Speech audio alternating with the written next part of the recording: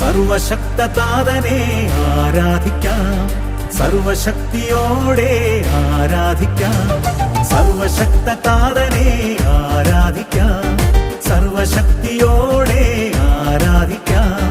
താതനേകിയ നന്മയോർക്കുമ്പോൾ നന്ദി ചൊല്ലി ആരാധിക്കാം. താതനേകിയ നന്മയോർക്കുമ്പോൾ നന്ദി ചൊല്ലി ആരാധിക്കാം. അബ്രഹാമിൻ ദൈവമേ ആരാധന, ഇസ്ഹാക്കിൻ ദൈവമേ ആരാധന, യാക്കോബിൻ ദൈവമേ ആരാധന, സർവശക്തതാതനേ